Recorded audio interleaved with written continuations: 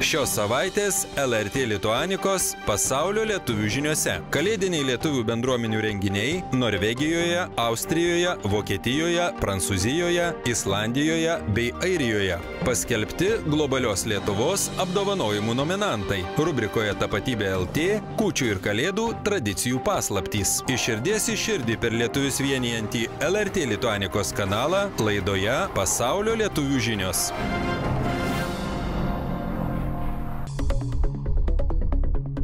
Mieli žiūrovai, skubame pranešti, kad ruošiame jums ypatingą kalėdinę dovaną. Kviečiame gruodžio 25 ir 26 įsijungti LRT Lituanikos kanalą. Transliuosime 2 dalių 10-osios Šiaurės Amerikos lietuvių dainų šventės Čikagoje vaizdo įrašą. Visą šio grandiozinio renginio versiją. Pirmąją ir antrąją kalėdų dieną susirinksime tarsi prie didžiulio pasaulio lietuvių šeimos stalo ir kartu padainuosime dainų dainelę. Skubėkime pasidalyti šią žinią su artimaisiais bei draugais. Kaip visada jūsų bendruomenių gyvenimo akimirkų ir naujų vaizdo pranešimų nekantriai lauksime elektroninio pašto adresu tapatybė@lrt.lt. O dabar maloniai kviečiame pasidžiaugti šventiniais šios savaitės pasaulio lietuvių žinių vaizdais. Kalėdinė dvasia jau užpildė ir Airijos sostinėje gyvenančių tautiečių širdis. Gruodžio 12-ąją šventinis karnavalas vyko Dublino 4 vėjų lituanistinėje mokykloje. Visuose jos skyriuose Inčikoro, Blanchardstowno ir praeitą rudenį atidarytame Droedo skyriuje pamokų metu mažieji mokyklos auklėtiniai savo tėvelius bei mokytojus džiugino įvairiais šokiais bei dainomis.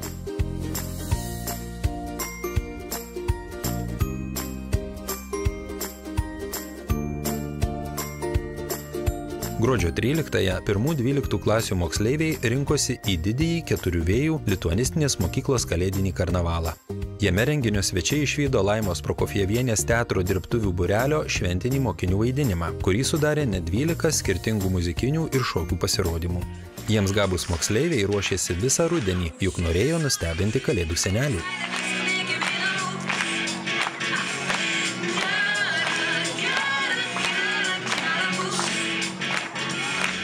Kalėdų senelis slapta stebėjęs viską, kas vyksta scenoje, už gražius ir nuotaikingus pasirodymus vaikams atsidėkojo dovanomis. Ne tik saldumynais, bet ir lietuviškomis knygomis, kurios padeda išlaikyti bei puoselėti lietuvišką žodį.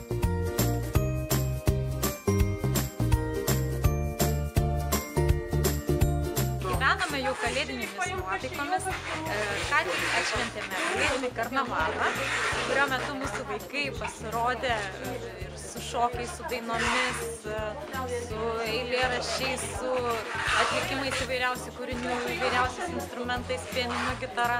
Labai džiaugiuosi, kad turime tokį šaunų kolektyvą ir šaunius vaikus ir kad galime turėti tokią didelę šventę. Po įsimintino 4 vėjų lituanistinės mokyklos karnavalo buvo pradėta ruoštis Kalėdų eglutės įžiebimo šventei Lietuvos Respublikos ambasadoje Airijoje. Su artėjančiomis šventėmis sveikino ambasadorė Rasa Domaitienė, beveik 7 metus gyvuojančios lyrikos vakarų kūrybinės grupės nariai skaitė eiles. Šventės svečiai dalijosi prisiminimais, kokios kalėdos buvo anksčiau, kai žaliaskarės eglutės kvepėjo mišku, o jas puošė gražios snaigės, raudoni obuoliukai bei skanūs saldainiai.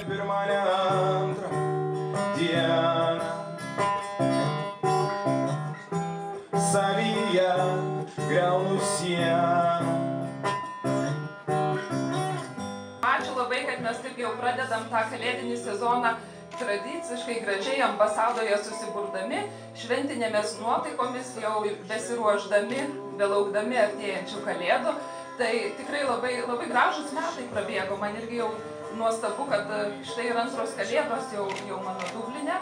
Pirmiausia, noriu padėkoti ambasados kolektyvui už nenuilstamą darbą, tikrai jūs aptarnaujant, jums kelionės dokumentus, pasus ir visą kitą išduodant, jie yra tikrai nuostabus ir dirba savęs netausodami. Bendrai mes galime daug daugiau padaryti ir ačiū, kad suprantam abipusį ryšį, kad mes reikalingi jum, jūs reikalingi mum ir tai gimsta tikrai gražus projektai. Mažųjų nuostabai Kalėdų senelis juos aplankė dar kartą. Vaikai itin džiaugėsi gavę dar po vieną dovaną.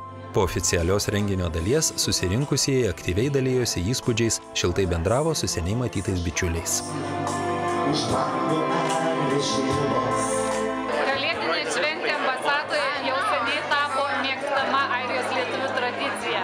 Labai džiaugiuosi, kad šią šventę gali organizuoti lyrikos vakarai. Laimingų šventų kalėdų. Gruodžio 13-ąją Paryžiaus Šventojo Augustino bažnyčioje vyko Prancūzijos lietuvių bendruomenės susitikimas. Bendruomenės narius su artėjančiomis šventėmis pasveikino Lietuvos Respublikos ambasadorius Prancūzijoje Dalius Čekuolis. Jis pabrėžė, kad bendradarbiavimas su lietuvių bendruomenė Prancūzijoje lieka vienas iš pagrindinių diplomatinės atstovybės veiklos prioritetų. Ambasadorius visiems bendruomenės nariams palinkėjo būti aktyviems, toliau sėkmingai puoselėti lietuvišką dvasią ir skleisti tautinę kultūrą. Susitikime dalyvavo ir svečias iš Lietuvos, ambasadorius, aktyvus visuomenės veikėjas Žygimantas Pavilionis. Diplomatas skaitė paskaitą apie tai, kaip apginti Lietuvos laisvę ir užtikrinti lyderystę 21 amžiuje.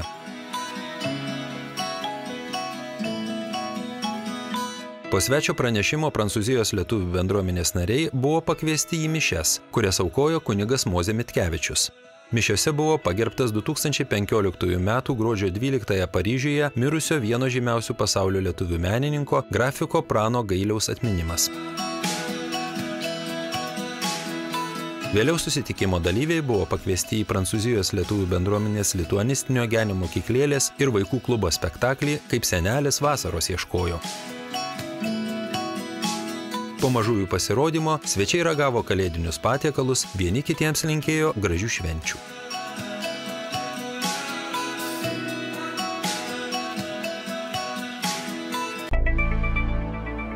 Talentingų lietuvių sėkmės istorijos – tai visos Lietuvos įvertinimas. Gabių tautiečių proto ir kūrybos galiomis mes kuriame 21 amžiaus globalią Lietuvą, jungiančią visose pasaulio kraštuose gyvenančius lietuvius, jų idėjas ir darbus. Globalios Lietuvos apdovanojimai pagerbė su Lietuva save siejančius tarptautinius profesionalus, kurie savo talentų ir darbų atveria Lietuvai pasaulinės galimybės bei perspektyvas. Prieš 2 metus buvom pasikvietę į apdovanojimus Kingsley Aikins, Airijos diasporos reikalų ekspertą. Reiškia, jis net savo buvimu įrodo, kad pasaulis tiek pasikeitęs, kad jis toks mobilus ir toks dinamiškas, kad žmonės tiek jame juda dėl įvairiausių priežasčių, kad visos šalis praranda tokią labai griežtą geografinę ribą ir visos yra realiai ten, kur jų žmonės yra. Ir tai yra labai sunku besusekti. Todėl tokio eksperto kaip Kingsley Aikins net ir reikia, kuris galėtų patarti, kaip valstybės savo išeivius, kaip mes vadindavom, dabar visi linksta prie žodžio diaspora ir aš jam iš tikrųjų pritariu, nes toks tas laikmetis, mes visi esam diaspora vienaip ar kitaip. Kaip ją įtraukti į šalies veiklą, kaip ką šalis turi daryti, kad būtų globali ir kad visi žmonės, ar ne, tos kilmės žmonės, kurie bebūtų, jaustųsi tos šalies piliečiai ir tai šaliai reikalingi. Ir tų būdų yra pačių įvairiausių ir net yra jau nubraižyta net ir tokia teorinė Pasaulio banko ekspertas yra nupiešęs piramidę, kokios svarbiausiai įtraukimo elementai diasporos yra, kurie prasideda nuo paprasčiausių perlaidų, kur mes tą stadiją esam su jomis praėję, ar ne, ir sako, jau jų mažėja, bet ta suma tikrai didžiulė. Tai pirmas lygmuo būtų tas perlaidos, paprasčiausiais pinigais remiam šeimas ir ūkį, ar ne, kas irgi yra labai, nes padeda mum augti ir apsipirkti kalėdoms žymiai brangiau ir prabangiau. Kitas būtų etapas, kaip sugrįžtam žiniomis, patariam, tariamės, darom bendrus veislus, jungiam kažką, veikiam. Tas jau paskutinis, aukščiausias lygmuo, tai yra, kai jau įtakojam arba darom įtaką valstybės valdymai, kai keičiam valstybės mąstymą, strategiją ir taktiką ir galim patarti valstybei, kaip reiktų dirbti, kad būtų globali valstybė. Tai buvo tiesiog žavinti kalba. Kingsley Aikinsas buvo populiariausias iš visų kalbėtojų iki šiol ir ta globalios Lietuvos mintis tada įgavo prasmę ir gyvybę. Visi ėmėm kitaip apie tai mąstyti. dabar tikrai yra labai daug noro eiti vieniems į kitus. Ir iš globalių lietuvių, pasaulio lietuvių, kurie gyvena užsienio šalyse, tas noras atsirado žymiai anksčiau. Jie seniai labai nori prisidėti vienaip ar kitaip prie Lietuvos valstybės kelimo į aukštesnį lygį visose lygmenyse. Dabar mums patiems viduje reikia išmokti tai priimti. Pačiam žemiausiam lygmenį visuomenės mes jau tam ir pasiruošę. Mes tai darome. Mes tai suvokiame ir gal intuityviai mes negalime vieni nuo kitų atsiskirti, mes esame viena bendruomenė. Kur trūksta tokio sąmoningumo, manau, yra politinė valia, kuri labai nestrategiškai, netiksliai link bendravimo eina. Reikėtų tokios kaip daug kur, ar ne, mes to pasigendam, bet tos politinės valios, kad apsibrėžti, kad visi, kurie Lietuvą myli, yra Lietuvai svarbus ir gali būti Lietuvos piliečiai. Aš čia supaprastinu, bet mažai tautai kaip Lietuva tai yra svarbu. Nebereiktų atsirinkinėti, nebereiktų rūšiuoti, reiktų tiesiog priimti visus, kurie myli Lietuvą ir su jais dirbti, su jais daryti gerus dalykus, projektus, juos įtraukti įvairiausiais būdais. Apdovanojimai siekiama, kad svarbus tautiečių ir Lietuvos draugų nuopelnai būtų pastebėti, pripažinti ir įvertinti. Gruodžio 29-ąją Lietuvos Respublikos prezidentūroje vyks jau 4-ieji globalios Lietuvos apdovanojimai. Nominantai šiemet tapo net 37 Lietuvai nusipelnę asmenys iš 10 šalių. Vienas iš projektų, kurį labai mėgsta JLL, apie kurį mes tikrai daug kalbam ir jau dabar taip pat truputį realizuojasi su Investuok Lietuva, tai investicijų ambasadoriai. Tai tarkim lietuviai visose pasaulio kraštuose, aukštose pareigose, pavykusiomis karjeromis, per savo pažintis įtraukia kažkurias įmonės į Lietuvą, įkalba jas čia investuoti, išreklamuoja šalį. Tokia irgi veikla, kuri galėtų atnešti milžinišką naudą, jeigu ją tinkamai ar ne, sustrategavus, paskleidus tokią kaip ir procedūrą, procesą surikiavus. Tai šita yra viena iš didesnių svajonių, kur mūsų akimis ir tikėjimo Lietuvai būtų labai naudinga.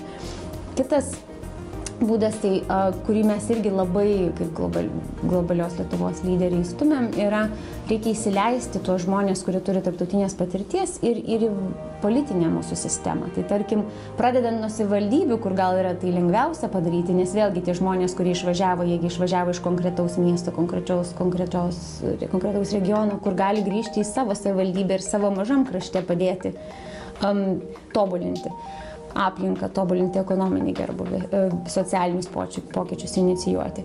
Šiemet mes turim labai puikų pavyzdį ir labai džiaugiuosi šitą kategoriją apdovanojimuose apie sugrįžusius, apie tarptautinės patirties generuojamą pokytį regionuose. Surinkom labai ilgą sąrašą žmonių, kurie grįžo į savo miestelius, pradėjo ten verslus, kurie inovatyvūs, kurie yra modernus, kur regioną tiesiog nušviečia kita šviesa, kur pritraukia, parodo žmonėms kitą gyvenimo kokybę, tampa socialinio pokyčio priežastimi ir tas socialinis pokytis pamažu ima patikti. Tai šiemet turėsim tokius ilgą sąrašą žmonių, pakvietėm juos ir į prezidentūrą, labai norime su jais susipažinti, nes mūsų akimis jie yra labai drąsūs. Taip elgdamiesi, kur savo patirtį diegia tikrai tokioj ribotoje aplinkoje. Ir ta įtaka, kurie jie daro tuose mažuose miesteliuose, yra ypač pastebima. Jos įtaka galima remtis ir paskui darant valstybinius sprendimus, priimant politinius sprendimus, nes tarkim pamatom tarptautinės patirties įtaką vienoje mažoje erdvėje ir bendruomenėje, galim pamatyti, kiek būtų pokyčių, jeigu mes tai darytumėm strateginį lygmenį, politinį lygmenį, valstybės tokio ryžto bendrauti. Vokietijos lietuvių bendruomenę sudaro 24 apylinkės, pasklidusios po visą šios vakarų Europos valstybės teritoriją.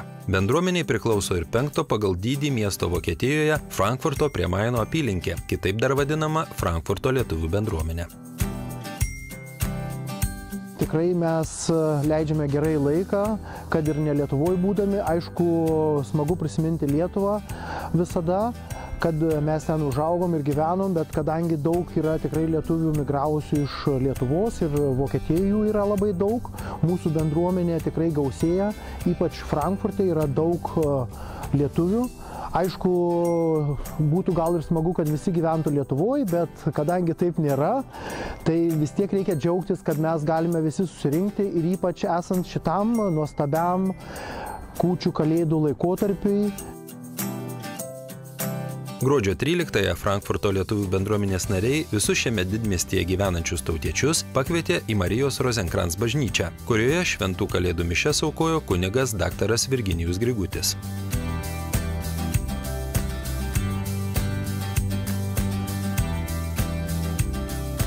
Po pamaldų Frankfurto lietuvių bendruomenės valdybos nariai ir Vokietijos lietuvių sielovada besirūpinantis kunigas Virginijus Grigutis pakvietė išgerti puodelį kavos ar arbatos, pasivaišinti kalėdiniais užkandžiais, pabendrauti, pasidalyti puikia šventinę nuotaiką.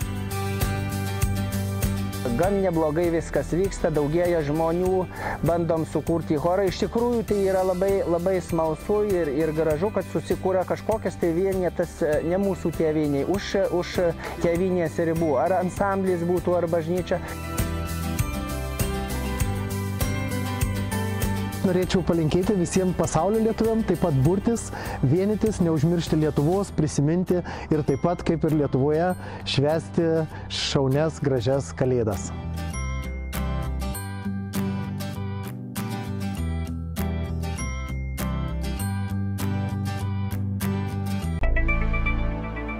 Gruodžio 12-ąją lituanistinės mokyklos Žilvinas pedagogai visus pietų Norvegijoje Dramene gyvenančius tautiečius pakvietė į gražų kalėdinį renginį.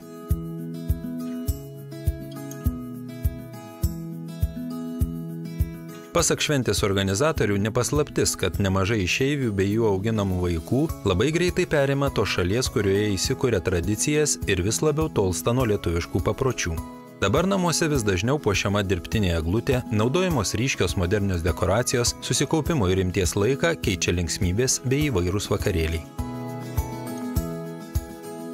Siekdami sustiprinti lietuvių vaikų tautiškumą, nuo 2013 metų veikiančios Drameno lietuvių bendrijos globojamos lituanistinės mokyklos Žilvinas pedagogai šiemet suorganizavo kalėdinį renginį, gausų senųjų lietuviškų tradicijų bei papročių.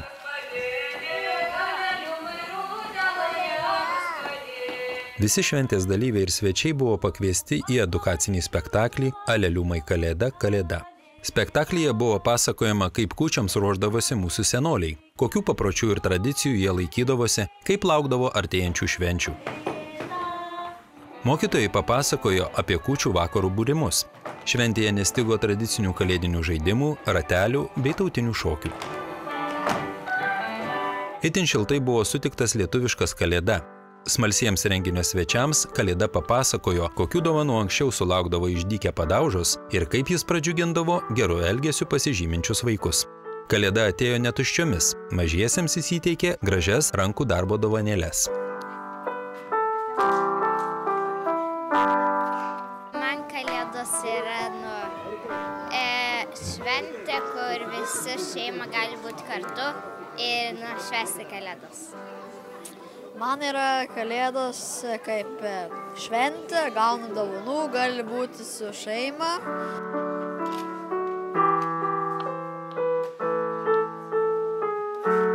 Kokios tradicinės lietuvių kūčios ir kalėdos be visiems puikiai žinomų kalėdinių valgių.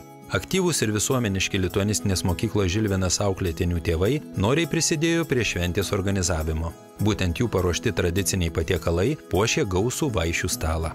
Daug gražių atsiliepimų sulaukė originalios šventinės dekoracijos. Rankų darbo kalėdinės puošmenas iš gamtinių medžiagų kūrė mokyklos auklėtiniai bei pedagogai. Mažųjų darbeliai kalėdinio renginio metu buvo eksponuojami vaikų darbų mugėje. Aš manau, kad Kalėdos yra apie, kad būtum kartu su savo šeima, kad ne apie tai, kad gautum dovanų, kad duotum dovanų, kad būtum visi kartu, galėtum pabendrauti su tais, kurių nematė ilgai, su artimaisiais pabūti.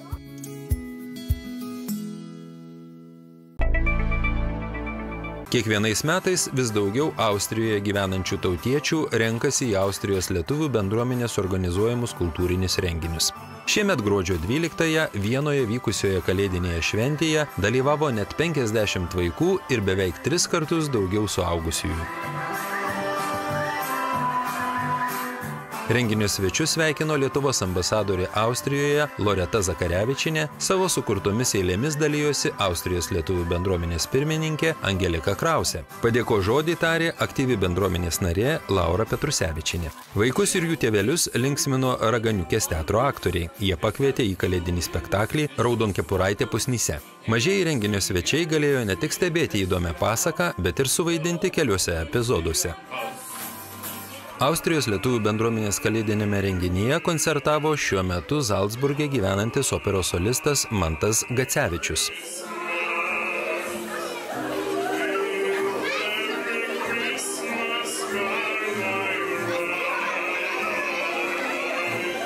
Šventėje vyko loterija, bendruomenės nariai parengė smagių žaidimų, suaugusieji buvo vaišinami kalėdiniu punšu, mažieji renginio dalyviai džiaugiasi kalėdinėmis dovanėlėmis.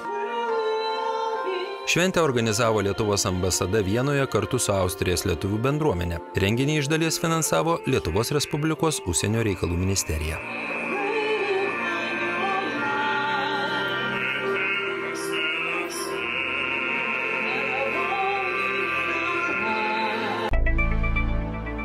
Nepaprastai šaltą gruodžio 13-osios popietę Reikjavike veikiančios Artun mokyklos salėje netilo skambus Islandijos lietuvių juokas. Šventiškai pasipuošę tautiečiai kartu su savo atžalomis susirinko į jaukią kalėdinę popietę, kurios tema šiemet buvo Ledo šalis. Šventės svečius pasveikino Islandijos lituanistinės mokyklos Trispalvos vadovė Jurgita Millerinė bei mokytoja Renata Pratusytė. Po šiltų linkėjimų susirinkusieji įdėmiai stebėjo nutaikingus mokyklos Trispalvos auklėtinių pasirodymus. Popietės kulminacija tapo Kalėdų senelio dovanos, kurios buvo įteiktos visiems šventėje dalyvavusiems vaikams.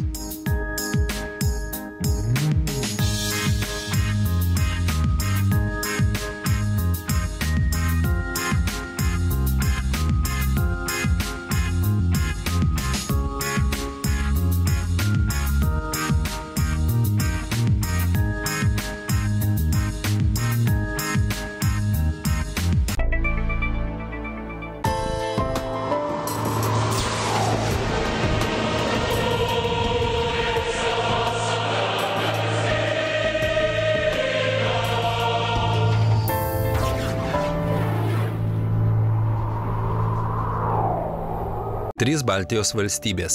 Esame ir panašios, ir skirtingos, o gajų stereotipai ne visada teisingi. Štai Latviai ir Estai kūčias ir Kalėdas švenčia su draugais. Lietuviai su giminėmis ir artimaisiais. Ir tai esminis kaimyninių tautų skirtumas. Lietuvos liaudies kultūros centro papročių ir apeigų skyriaus vadovė Nijolė Marcinkevičienė tuo visiškai nesistebi. Kūčios tai yra seniausia šventė, švenčiama pagal Saulės kalendorių. Ir kūčiomis mes turėtum didžiuotis, jeigu jau kalbam apie savo tapatybę. Nes mes labiausiai išlaikė iš visų kalendorinių švenčių būtent kūčių papročius. Tie patys ir patiekalai, ir tikėjimai gyvuoja dar. Žinoma, ne taip, kaip buvo 20-ojo amžiaus pradžioje, bet palyginus su kita vakarų Europos dalimi, tai kūčios yra mūsų pasididžiavimas. Gal todėl, kad mes labai jų laukiam, ne tik todėl, kad gims Jėzus Kristus, bet todėl, kad mes gal gyvenam tokioj gamtiniai zonai, kai mums labai jau įkyri ta tamsa, šaltis. Ir kūčios yra ne tik tai Saulės laukimo, Jėzaus Kristaus laukimo šventė, bet ir ūkinių metų pabaiga. Ilgą laiką mes naujuosius metus minėjom būtent per kūčias, per Kalėdas. Tai buvo mūsų tikrieji naujieji metai.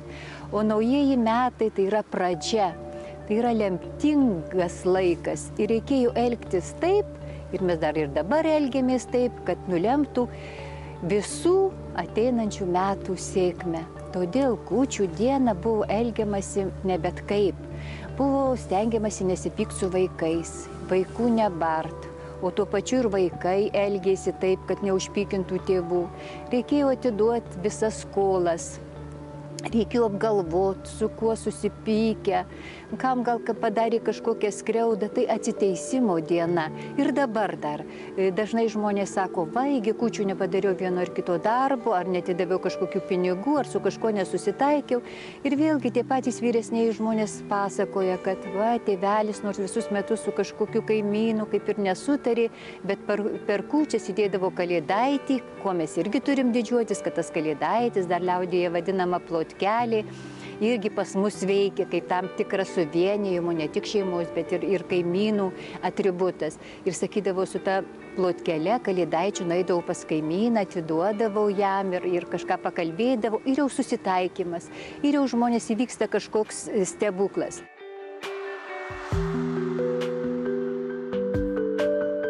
O kuogi mes dar esame turtingi? Neturim aukso, naftos, užtat turime savo tautos tradicijas. Ir tai viskas, ką turime svarbiausio. Buvo sakoma, kad jeigu per kūčias pasikviesi seną žmogų, vargingą žmogų, kuris tarsi ir neturi savo kažkokių normalių namų ar neturi giminių, tai tarsi pasikviesi Dievą į namus. Ko gero dar veikia tie tikėjimai, kad kadaise Dievas vaikščiojo po žemę pasivertęs Elgetą.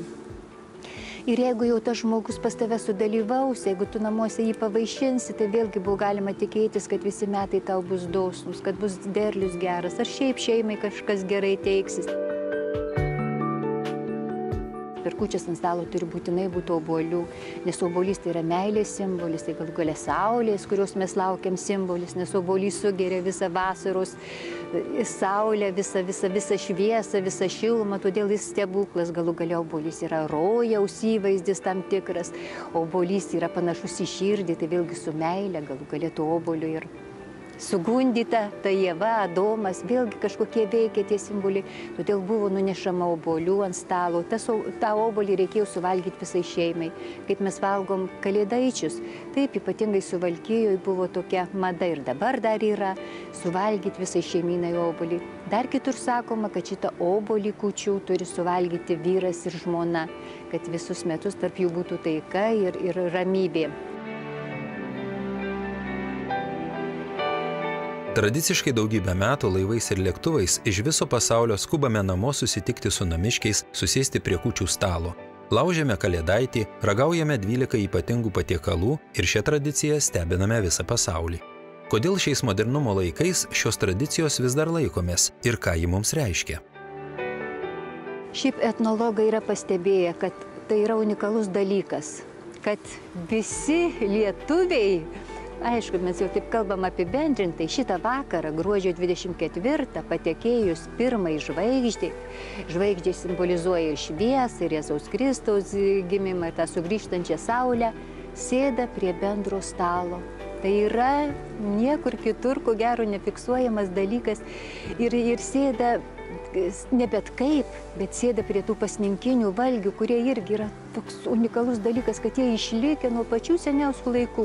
Tie valgiai yra tokie paprasti, pasninkiniai, nieko nepasižymė, bet jie metai iš metų savo tą simboliką išlaikė ir ta valgymo eiga, ir tas minėtas kalėdaičio laužimas, tai vėlgi tai mūsų. Tai mūsų ir mes visi, kai laužiam tą kalėdaitį, visą laiką pagalvojam apie tos, kurie kažkur išvykę, kurių nėra, kurie yra mirę. Ir dar tas mirusiųjų kultas irgi, būtent mums lietuviams yra labai būdingas ir šitam vakarui, kada mes dedam lėkštutę ir dabar dar ir šiais laikais dedam ir toj pačioj Čikagoje ir girdėjau, kad ir Anglijoje dabar lietuviai, ir Airijoje dar išlaiko šitą paprotį, jeigu jie gavę kažkokią žinią ar kad kažkas iš giminės jau jų nėra. Lėkštutės dėjimas su eglės šakelė, su rūtų šakelė, vėlgi tai mūsų yra simbolis tam, kuris išėjęs, kurio nėra, bet mes jaučiam, kad jis kažkaip tarsi dalyvauja. Tai yra išskirtinė šventė ir vienijanti, ypatingai vienijanti mus visus, nors tai yra kamerinė šventė, ne bendruomenė šventė. Mes švenčiam kiekvieną savo šeimoje, bet visada ir mąstom ir apie kitus ir todėl yra visuotinė šventė, kamerinė visuotinė mūsų šventė.